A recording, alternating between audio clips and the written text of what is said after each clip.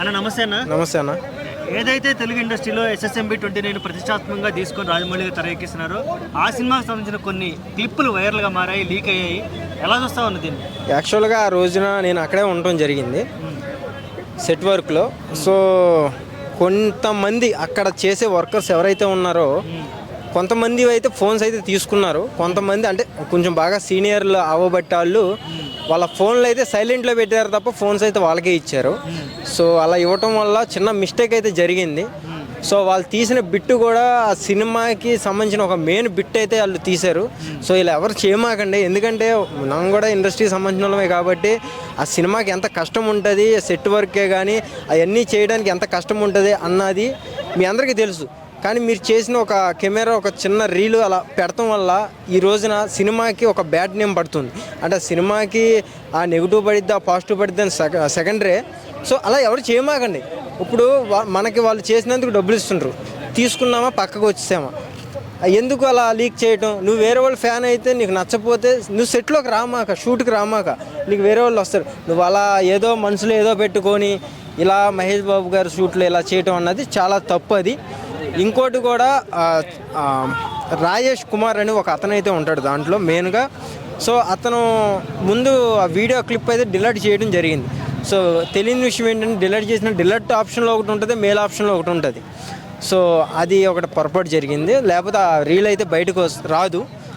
దానికి సంబంధించిన original clip కూడా నా దగ్గర ఉంది, నేను తర్వాత మాట్లాడతా దాని గురించి కూడా. సో అలా ఎవరు చేయమాకండి, ఎందుకంటే ఆ రోజున మేము ఉన్నాము. వ్యాను ఏదైతే మీరు చూసుకుని ఉంటే ఆ వీడియోని కరెక్ట్గా గమనిస్తే మీకు అక్కడ కనపడతా కూడా. నేను లెఫ్ట్ సైడ్ ఒక బ్లూ మ్యాట్ ఒకటి ఉంటుంది, ఆ బ్లూ మ్యాట్ నుంచి లెఫ్ట్ సైడ్ నేను కనపడతా. సో అలా ఎవరు చేయమాకండి ప్లీజ్, అర్థం చేసుకోండి. ఇండస్ట్రీకి సంబంధించిన వాళ్ళందరూ కూడా నిజంగా చేతులు జోడించి మరీ అడుగుతున్నా. ప్రజెంట్ ఎక్కడ జరుగుతుందండి షూట్? ఈ సినిమా ఆ సినిమా అవన్నీ చెప్పకూడదు అన్న, అంటే జస్ట్ ఆ లొకేషన్ అయితే చెప్పకూడదు కూడా. సరిహద్దుల్లో జరుగుతుందని అంటున్నారు కదా, ఆ సైడే, కానీ కరెక్ట్ ప్లేస్ అయితే మేము చెప్పం. సో షూట్ కూడా ఇప్పుడు డిగ్రీ చేయరు, ఆ రీల్ వల్ల షూట్ కూడా డిగ్రీ చేశారు. సో ఎవరు చేయమాకండి, మనలాగా వాళ్ళు కూడా చిన్న చిన్న సినిమా నుంచి పెద్ద సినిమాలకు వచ్చారు. మీరు చేసే ఒక చిన్న రీల్ వల్ల ట్రోలర్స్కి మనం ఏదో ఇవ్వటం అయితే జరుగుతుంది, ఏది శుభ్రంగా వాళ్ళకి పెరుగన్నం ముద్ద పెట్టినట్టు నోట్లో పెడుతున్నట్టు జరుగుతుంది ఈ వీడియోలు ఇవ్వడం వల్ల. సో ఇలా ఎవరు చేయమాకండి దయచేసి. ఓకే, సినిమా మీద ఎక్స్పెక్టేషన్స్ అంటే ఎలా చెప్పుకోవచ్చు అన్న? ఓర కోత అన్న, మరొక పోకిరి అనుకోవచ్చు. అంటే పోకిరి కూడా మర్చిపోతారన్న, హిస్టరీలో నిలిచిపోద్ది ఈ సినిమా.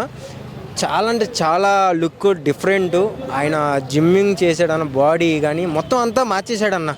డైలాగులు అయితే ఇచ్చి పడేస్తాడు, నేను డైలాగ్ లీక్ చేయను. సో చాలా బాగుంటుంది.